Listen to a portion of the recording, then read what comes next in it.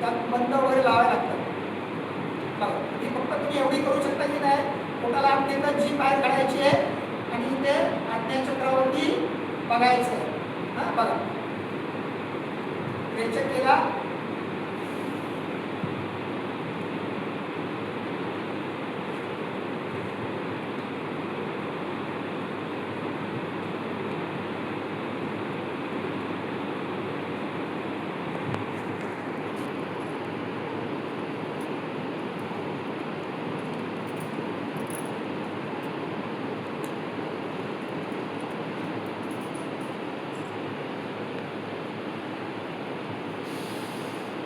मग श्वास भरला म्हणजे श्वास रहित अवस्थेत थांबायचं आहे.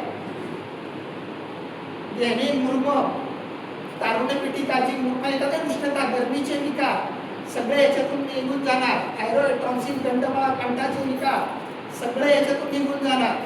गरमीचे विकार निघून जाणार.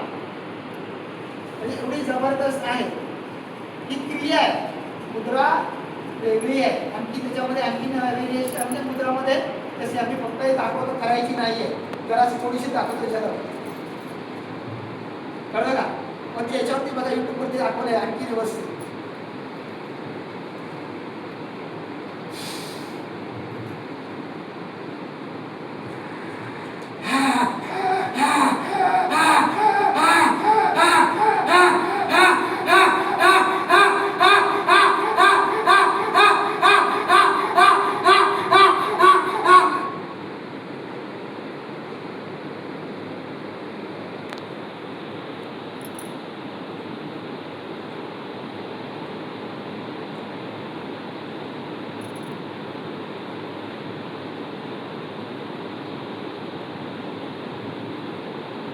थोडीशी दाखवली तुम्हाला, कळलं का?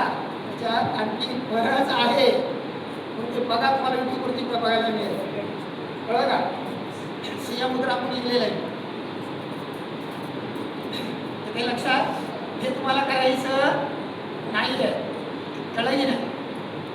परंतु फक्त काय करायचं, श्वास सोडायचा आहे, जी बाहेर काढायची आहे.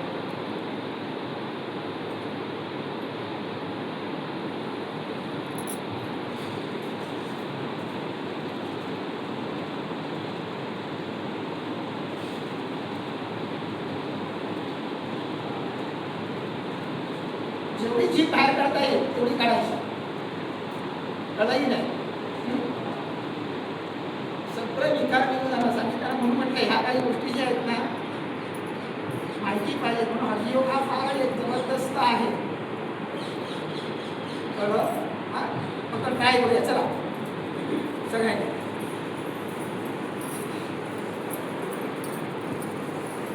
आतमध्ये यायचं आणि जीभ बाहेर काढायची, चक्रावरती बघायची, डोळे सुपारायचे असे, डोळे ताणायचे आणि इकडे बघायचे.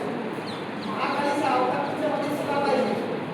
आता मी त्याला दाखवलं नाही, येते ना असे 8 करोड लोक येते, सगळे आज तुम्हाला बाहेर काढते. जेव्हा ती येते ना, त्या शुंभ आणि विशुंभाचा वध करते त्यावेळेस महाकाली येते की नाही, रक्तबीजाला मारते बघा. त्याला तुम्ही जर दुर्गा सप्तशती वाचलात ना, तर अंगात पाणी पाणी झालं पाहिजे, कळलं का? एवढे त्या सिंह मुद्रेमध्ये पावर आहे आणि तीच महाकालीचा अवतार आहे. पण तुम्हाला त्या स्त्रियांमध्ये भरपूर मोठी श्वास सोडा, स्वतः आतमध्ये घ्या आणि जी बाहेर काढा आणि टाळू बघा आपल्या चक्रावर. जेवढं जमेल तेवढं, नंतर जीभ आतमध्ये घ्या आणि श्वास करा.